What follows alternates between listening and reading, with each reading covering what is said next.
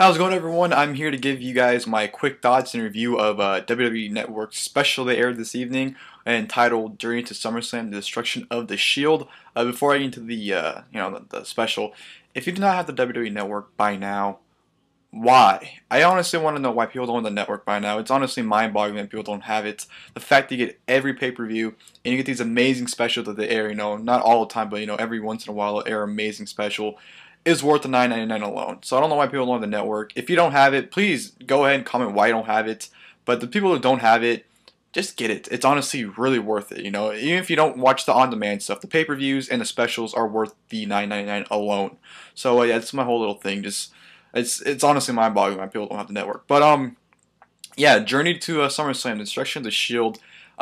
Excellent special here, as pretty much every special that the network airs pretty much is. WWE they're on their game when it comes to these specials. They do the best, and the thing is, they're only an hour long. Not even a full hour. They're like 55 minutes long. Not even a full hour long, and you get this amazing documentary for just an hour. And there's DVDs that have 2-hour documentaries that don't even compare to these specials sometimes. So it's really amazing how WWE can make these specials so great. The specials they've done so far were the Journey to WrestleMania, Daniel Bryan, and Warrior, the Ultimate Legend, and those were spectacular. And this was no exception as well. This was awesome. It was a great documentary. It really, went behind the, scenes of each member. They just didn't, start out, pretty much where they formed and went from there. They went to they went through their backstories. They showed Seth Rollins. They pretty much showed how he used to be a backyard wrestler. They went to his ROH career. They actually, showed ROH footage, of him having matches against, likes of Daniel Bryan, Sami Zayn, who was El Generico, Cesaro. So they went into detail. They didn't go into great detail, but they showed the backstory and the history behind them. They have Gabe Sapolsky talk about Seth Rollins, how he wanted to do great things with him, but ROH just didn't want to do it with him. And Rollins got to the point where when he went to his first WrestleMania 26, he said that'd be his first and last WrestleMania as a fan, and it was. And he got to the point of the career where he wanted to move on. He wanted to he just had enough, and he just wanted to go on to something bigger and greater. And he kept calling WWE. John Laurinaitis, who was the pretty much signing the guys back then, kept calling him, and didn't really get a hold of him. And he told Laurinaitis, like, "Yeah, man, one more time. I want to get one more call from you. If I don't get it, I'm gonna sign with the other company, which was TNA. He was this close to signing with TNA before WWE signed him. Thankfully, WWE smartened up and signed Seth Rollins." Yeah, I signed with WWE. John Laurinaitis finally got back to him and offered him the developmental deal. So that showed how Rollins got the WWE. Ambrose, they talked about how as a kid, he went through these wrestling magazines, and when he saw wrestling, that's what he wanted to do. And eventually, he got into HWA, started training with them, and then he really marked his name within wrestling in CZW. You actually had Drake Younger actually speak a little bit about it, which is kind of cool. And it showed it back, Dragon Gate. When Dragon Gate USA came and he joined Dragon Gate, that's what really made him stand out. His promos he was doing that he put on their YouTube channel is what really made him stand out. And Joey Mercury actually saw these promos and pretty much called him and said, "Hey, you want to work with WWE?" And Ambrose said, "Yeah, I want to work with WWE," and that's basically how he got signed right there. And Roman Reigns' background, they didn't really have too much of him because he doesn't really have a he comes from a wrestling family. His dad was from the Wild Samoans, so they obviously had a background for him, not like Ambrose and Rollins, but you pretty much showed him how he used to be a football player. Went to Georgia Tech, played football, and then eventually he was at a crossroads in his life, and pretty much led him to WWE. He pretty much started training at FCW, and they showed footage of all three of them at FCW. Training and everything. Ambrose and Rollins, their feud is what really got people noticing their developmental system, and that's what FCW became NXT, and what NXT has become today because of those two guys and what they did down there. And just NXT started, and Seth Rollins always said since day one, since he went to WWE, that he was the best person on the developmental roster, and he wanted to prove it. That's became the first ever NXT champion. He just wanted to prove that he was the best, and he did. And that actually got him in trouble because he was so confident in himself that he was the best, and he wanted to make sure everyone knew that he was the best, and he proved it day in and day out when he was in that ring. But Terry Taylor, well, I guess was really against Rollins. He always told him, like, you're not as good as you think you are. You're not going to become a main eventer. You're not going to be. You're never going to become the guy. He pretty much told him you wouldn't really amount to anything. And Triple H even told Rollins, like, "Hey, man, we're getting to the point where Taylor's getting sick of you, and if this keeps up, we may have to let you go." and Rollins pretty much took that like in consideration and pretty much stepped up his game and stopped claiming how good he was. Instead of that, he started showing how good he was.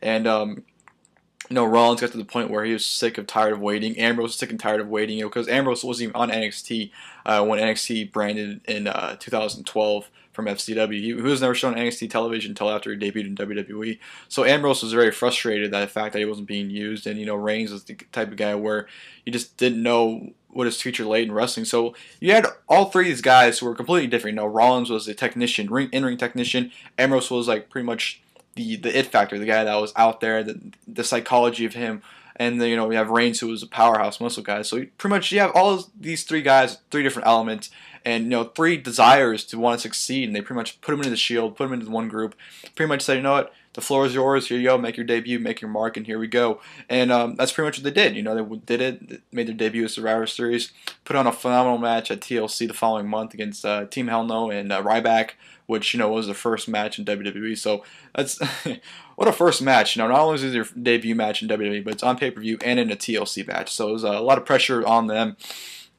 And they pretty much suspended the story of the Shield, how they pretty much, ever since they stepped in, just WWE stepped up their game. The product got better. Shield was putting on the best matches possible. They had the matches pretty much on every show. There's always the Shield match. That's always the best match. They talked about pretty much how the Shield pretty much was, everything was on them. Like, they pretty much were. They were told that pretty much they were the workhorses of the shows, that they had to put on the best match of the show, and that's what they did. They put on the best match of the show. Went through the title reigns. Ambrose won the U.S. title reigns, and Rollins won the tag titles, and pretty much went to the point where Rollins said the Shield went to the tights, and it was time for it to end. You can't share a spotlight with guys. You can only have a spotlight on you, and that's what what happened to the Shield when Rollins turned on the Shield. He won the spotlight on himself. And that's what wrestling is, no matter how well you mesh with guys or whatnot, the main goal is to have the spotlight on you, not to share with anyone else. And that's what Rollins did. He turned on the Shield and got the spotlight on him, became Mr. Money in the Bank. In SummerSlam, they had that big match at SummerSlam with Dean Ambrose, and Roman Reigns had his big match at SummerSlam with Randy Orton. And they talked about him, how this was all three of them, but it was Reigns and Rollins' first big singles pay-per-view match at SummerSlam, and Ambrose and Rollins was the hot feud going into it, and this was Reigns' first big match, so it was a lot of emotions going into it. It was pretty cool seeing them backstage prepare for things. Ambrose was it was actually really smart when Ambrose said, like, what, when you're in a lumberjack match, what is the least thing you expect? You expect everyone to be kept in the ring and to not go on the outside and fight. So that's exactly what they did. Threw a fucking curveball. That was his words, by the way. Threw him a fucking curveball, and that's why they brought him on the outside, and they brought him to the fans, because that was something that the fans or anyone didn't expect, because in a lumberjack match, you expect them to stay in the ring. So the last thing we thought was they'd go out in the stands and brawl. So that was a great thing right there. And of course, talked about Roman Reigns pretty much. His match with Orton, they didn't really go into much in depth into it. They just talked about how big it was, and it was pretty much a wrestling family versus a wrestling family. But yeah, this special was spectacular, guys. At the end of it, they pretty much Ambrose said himself, the goal of the Shield was to take over the business, and whether it's all three of them doing it at the same time or them doing it separately, they will take over the business, and that's exactly what they've been doing. And they've been putting on this, great matches, great segments, and they've been doing very well for themselves. Whether it's singles or stable or tag team, these guys are the future of this company, and this was just a spectacular documentary, special, I should say. It wasn't even a full, well, it was a documentary, but just an hour, you can only imagine what they could do with another hour. 2-hour documentary, these guys going in depth fully between each guy. They can do amazing stuff. But these network specials are definitely worth the $9.99 a month if you don't have the network already. Definitely check this out. I'm pretty sure it's on demand by now, so go check it out if you have the chance.